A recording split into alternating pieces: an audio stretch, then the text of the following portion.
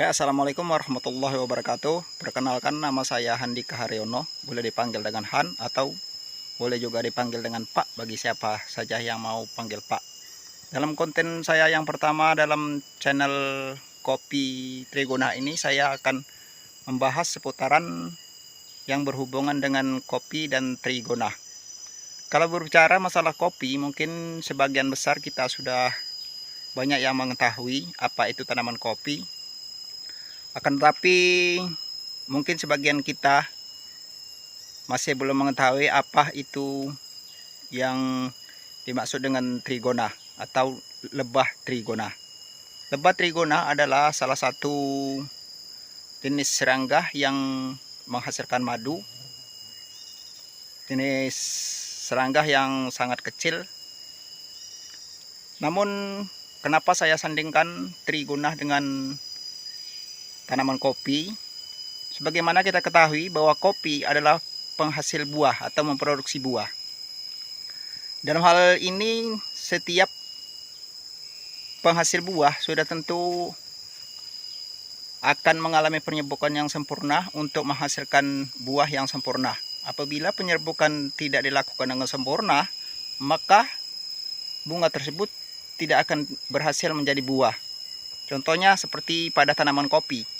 Di tanaman kopi akan tampak seperti bakal buah seperti membusuk atau terkadang terlihat seperti terbakar. Nah, semua itu salah satunya yang mengakibatkan seperti terbakar atau gagal menjadi buah tersebut adalah faktor dari gagalnya penyerbukan. Maka dari itu, saya memperkenalkan channel saya ini akan membahas masalah seputaran tanaman kopi dan lebah trigona. Lebah trigona atau sering dikenal dengan sebutan kelanceng, mungkin orang Jawa menyebut lebah ini adalah lebah kelanceng atau juga ada yang menyebutnya kelulut. Ini termasuk salah satu serangga yang menurut saya yang paling efektif melakukan penyerbukan, terutama pada tanaman kopi.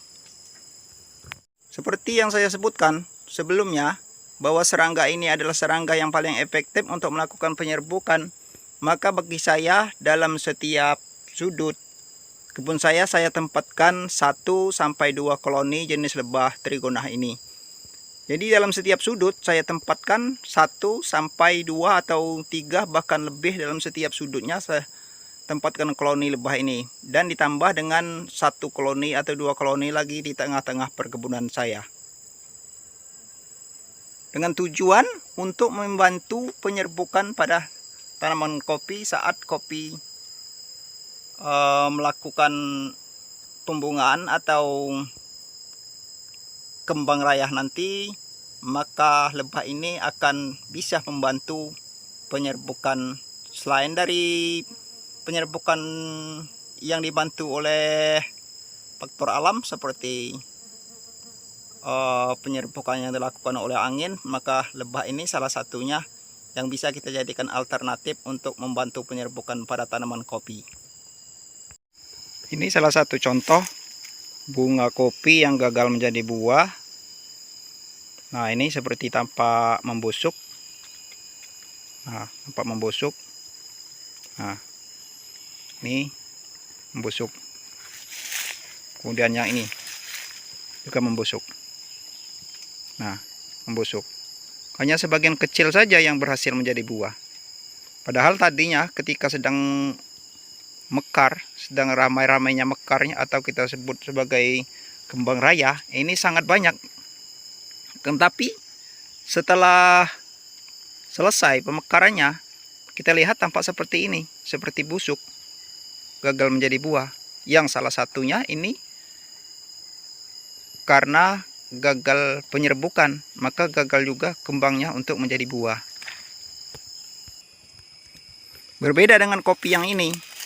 Kalau kopi yang jenis ini, nah karena di sekitaran sini saya tempati banyak koloni lebah kelanceng, kemungkinan salah satunya lebah kelanceng tersebut bisa membantu penyerbukan, sehingga kopi yang tadinya mekar bisa menjadi buah seperti ini.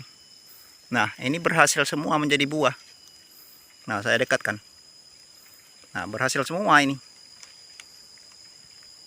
Jadi salah satunya yang menyebabkan kegagalan bunga kopi menjadi buah tersebut adalah gagalnya penyerbukan, sehingga tidak bisa menjadi buah seperti ini.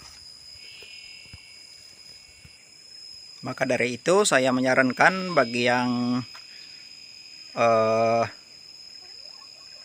mungkin masih bisa mendapatkan koloni-koloni trigona ini, ada baiknya kita tempatkan di perkebunan kita koloni-koloni lebah trigona seperti ini. Nah, ini saya di pondok saya tempatkan juga. Karena selain dari di tengah-tengah perkebunan saya juga memelihara di pondok-pondok saya ini. Karena menurut saya selain daripada untuk membantu penyerbukan pada bunga kopi ini, nanti juga kita bisa buat penghasilan untuk madunya, bisa kita panen. Kalaupun tidak bisa kita jual, syukur-syukur kalau ini menghasilkan banyak bisa kita jual, karena nilai jualnya lebih mahal daripada nilai jual madu yang didapati dari hutan-hutan atau madu lebah liar itu ya. Jadi kalau bagi saya ini sangat efektif sekali ya, karena selain daripada untuk membantu penyerbukan ya, madunya bisa kita manfaatkan untuk kesehatan tubuh. Kenapa tadi saya katakan lebah ini adalah yang paling efektif untuk melakukan penyerbukan?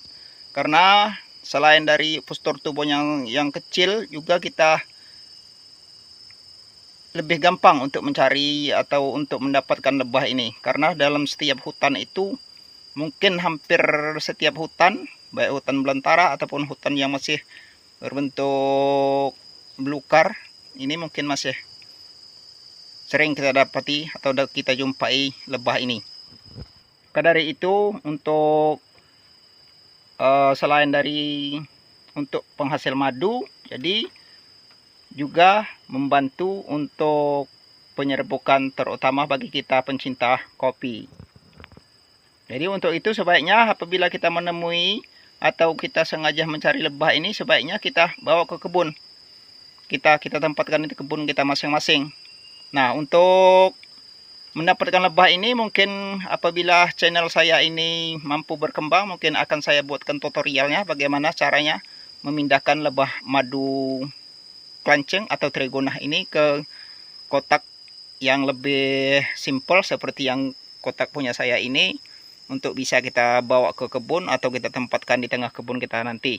Apabila teman-teman semua mau mendukung channel saya ini, maka nantinya akan saya buatkan tutorialnya bagaimana agar kita bisa berhasil menempatkan atau memindahkan lebah kelancang kita ini ke dalam kotak yang dari sarang alaminya kita pindahkan ke kotak atau kita sebut ke kotak budidaya. Oke, mungkin itu saja yang dapat saya sampaikan. Mungkin bagi yang merasa ada manfaatnya, silakan share video ini ke teman-teman. Juga mohon dukungan channelnya agar channel ini bisa berkembang dan agar saya bisa bersemangat lagi untuk memperkembangkan atau membuat channel yang lebih sempurna lagi. Saya sudahi, wabillahi taufiq wal hidayah. Wassalamualaikum warahmatullahi wabarakatuh.